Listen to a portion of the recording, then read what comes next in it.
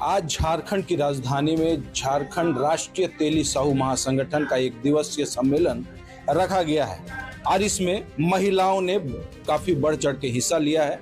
आज हमारे साथ में बातचीत करने के लिए खास बातचीत होगी महिला संगठन के जो प्रतिनिधित्व कर रहे हैं। हम लोग उससे सीधा बात करेंगे, उससे जानने का कोशिश करेंगे कि आज जिस तरह से बैठक रखा गया है, समाज फिर भी अपने आप को वंचित नजर पाते हैं। आखिर ऐसा क्या है और समाज इसको लेकर क्या विचार कर रही है। मैडम, न्यूज़ 100 में आपका स्वागत। जी बहुत बहुत धन्यवाद। क्या कहेंगे, आज बैठक हुआ, एक दिवसीय बैठक। सबसे पहले तो ये बताएं कि किस मुद्दों पर आज चर्चाएं हुई और आगे किस तरह से रणनीति बन रही है। देखिए, यहाँ तो हम सब कोई पहले एकजुट होने के लिए यहाँ पर एकत्रित हुए हैं कि हमारा समाज जो इधर उधर बिखरा हुआ है वो एकता के सूत्र में बंध है, ताकि हमारी ताकत एक जगह हमारा संयम और संचालित होकर के अच्छे से सुचारू रूप से चल सके। और जिस प्रकार से हमारा देश प्रगति कर रहा है तो हमारा समाज भी आगे प्रगति करे, यही हमारा उद्देश्य। लेकिन आज अछूता नजर आ रहा है, राजनीति योग जो है तेली समाज को नहीं मिल पा रहा है। इसके पीछे वजह क्या लग रही है? क्योंकि जो राजनीतिक गतिविधियां जो होती हैं उस गतिविधि में दिखते हैं, लेकिन वहां से अछूता नजर आते हैं लास्ट में, जब आखिरी मोमेंट में। जी, आपको शायद जानकारी नहीं होगी कि ये अछूता नहीं है। तेली समाज से राजनीति अब अछूता नहीं है। अब सभी लोग जागरूक हो चुके हैं। हमारे धनबाद के प्रिय सांसद माननीय ढुल्लू महतो जी, वो हमारे तेली समाज से हैं। हमारी पटना की जो मेयर हैं सीता साहू जी, वो हमारे तेली समाज से हैं। हमारी रघुवर दास जी, वो तेली समाज से हैं। पूर्व मुख्यमंत्री रह चुके हैं हमारे झारखंड प्रदेश के।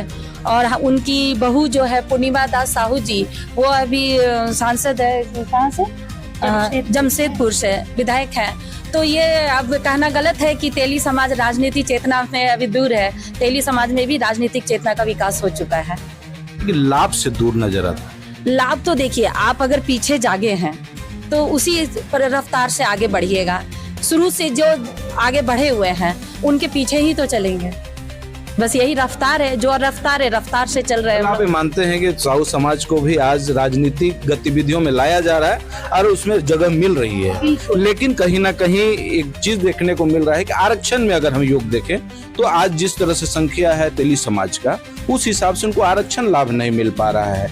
राजनीति में जहां जहां तेली समाज का मतलब बढ़त देखा जा रहा है, वहां पे जनसंख्या ज्यादा है, लेकिन ऐसी स्थिति में भी उनको सीट नहीं मिलता है, काट दिया जाता है उनका जगह को। इसके पीछे क्या कहेंगे? इसके पीछे यही कहेंगे कि हमारा समाज अभी बिखरा हुआ है थोड़ा, उसको एकता के सूत्र में बंधना होगा, जिसके लिए ही आज की ये बैठक रखी गई है कि जब हम एक सूत्र में बंध जाएंगे तो हमारी ताकत नजर आएगी लोगों को कि हमारी जनसंख्या इतनी ज्यादा होने पर भी हमारी दावेदारी उतनी होनी चाहिए, जितनी भागीदारी उतनी हिस्सेदारी।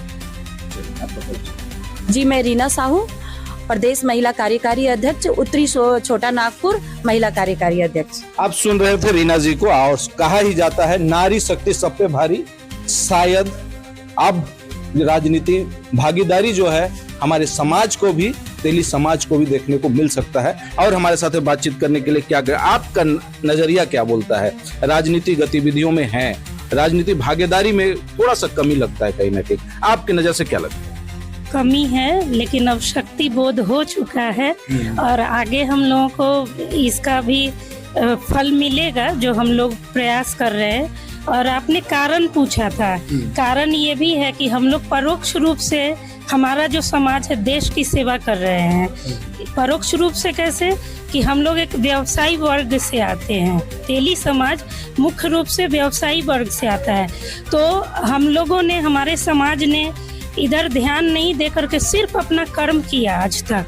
तो जागरूकता इस वजह से नहीं थी कि हम लोग बिजी थे, लेकिन कहीं ना कहीं अब एहसास होने लगा कि हम लोग तो देश की सेवा कर रहे हैं परोक्ष रूप से, लेकिन हमें नेग्लेक्ट किया जा रहा है। तो अब हम लोग जाग चुके हैं, शक्ति बोध हो चुका है। चलिए, आपका परिचय। नीतू साहू, जिलाध्यक्ष धनबाद। नीतू जी ने स्पष्ट तौर में कहा कि अब तेली समाज जाग चुका है। अब विकास की दौड़ जो है तेली समाज के ऊपर भी देखने को मिलेगा। और भी कई महिला लोग हैं आज महिला प्रतिनिधित्व के रूप में आगे बढ़ रही हैं, जिला परिषद भी हैं और एक अपनी जगह पहचान जो है समाज में बना के रखी हुई। क्या कहेंगे मैडम? देखिए, हम लोग छोटा नागपुरिया और सभी जाति को मिला के चलने वाले में से हैं और हम लोग का समाज आगे बढ़ने पर ही है। हम लोग का समाज में किसी तरह का कमी नहीं है, लेकिन हम लोग थोड़ा दबे हुए हैं ये सोच के कि हम लोग क्या उच्च स्तर पर जा पाएंगे या नहीं। लेकिन अभी जो संगठन हम लोग तैयार कर रहे हैं उसमें हम लोग गतिविधि को आगे बढ़ाने का कार्य कर रहे हैं। जब संगठन में एकजुट हो जाएंगे हम लोग तो सभी को अपने आप चिंता व्यक्त करने का अवसर मिलेगा और कहाँ पर जाना है, क्या करना है, रास्ते कहाँ मिलेंगे हम लोग स्वतः ढूंढ लेंगे। इस स्थिति को देखते हुए हम लोग संगठन का विशेष एकजुट कर रहे हैं। संगठन मजबूत है तो सारा चीज मजबूत रहेगा। एकजुट होने का एक प्रयास आज एक दिवसीय राष्ट्रीय तेली साहू महासंगठन का आज एक दिवसीय कार्यक्रम रखा गया है। महिलाओं ने काफी बढ़ चढ़ के भाग लिया है और भी कई महिलाएं हैं, हम लोग उनसे भी जानने का कोशिश करेंगे कि जिस तरह से समाज अब राजनीतिक गतिविधियों में भी सामने आ रहा है उसको लेकर क्या कहेंगे। ये जो बढ़त जो देखा जा रहा है राजनीतिक गतिविधियों में क्या कहेंगे मैडम?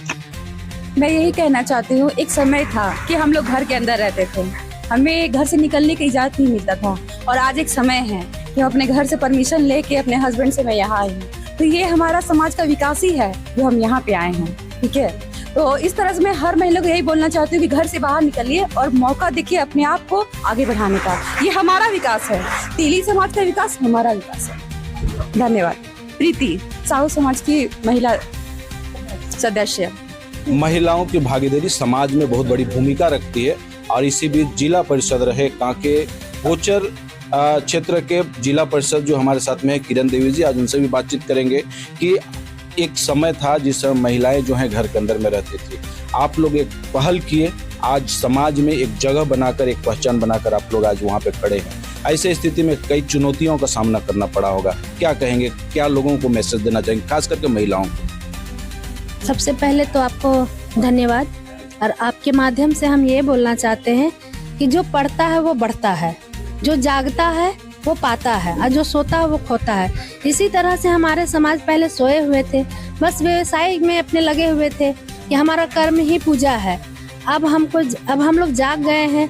अभी देखिए हमारे प्रधानमंत्री भी तेली साहू से आते हैं, वो भी पूरा देश चला रहे हैं। अभी पूर्णिमा जी हैं, रघुवर दास जी थे, अभी अमित शाह जी हैं, अभी लगभग सारे लोग साहू समाज के हैं। जो आगे बढ़े उनको जगह मिला, दायित्व मिला। जिस तरह से हम भी अभी आगे आए तो हमको भी मिला और हमारी महिलाएं भी आएंगी, उनको भी मिलेगा जगह।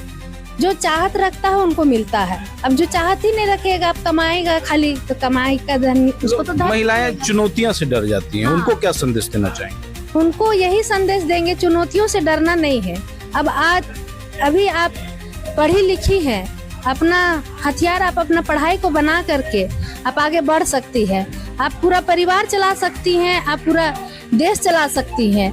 हम तो यही बोलेंगे। अभी द्रौपदी मुर्मू जी को देखिए, वो भी तो एक महिला है, वो भी तो जंगल झाड़ से निकल करके अभी पूरा देश का नाम रोशन कर रही है। इसी तरह हम लोगों को भी अपना चाहत रखना होगा कि हम लोग भी अपने गाँव घर से निकल करके चाहत रखे कि हम लोग भी कुछ बड़ा कर सकते हैं।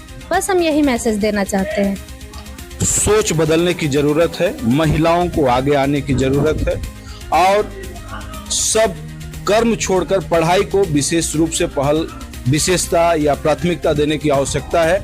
और शायद यही वजह है कि हमारा समाज जो है पहले आगे नहीं आता था, समाज अछूता होता था। लोगों का एक भ्रम कि समाज जो है राजनीतिक गतिविधियों में दूर है, राजनीतिक भागीदारी समाज को नहीं मिलती है। लेकिन आज स्पष्ट तौर में ये कहा जा सकता है कि आज देश को प्रतिनिधित्व तेली समाज के लोग ही कर रहे हैं, चाहे वो नरेंद्र मोदी जी की बात करें या फिर गृह मंत्री अमित शाह जी की बात करें या फिर झारखंड में अगर हम बात करें रघुवर दास जी का या फिर उनकी बहू पूर्णिमा दास जी का। ऐसे कई उदाहरण हैं जिसमें तेली समाज भी आज आगे बढ़कर आई है और राजनीतिक गतिविधियों में रोष नजर देखा जा रहा है। अगर किसी तरह का भी कमेंट हमारे साथ में करना हो कोई बात, आप हमारे कमेंट बॉक्स में जाएं, कमेंट करें, हम आपका उसका उत्तर जरूर देंगे। अब तक के लिए इतना ही, धन्यवाद।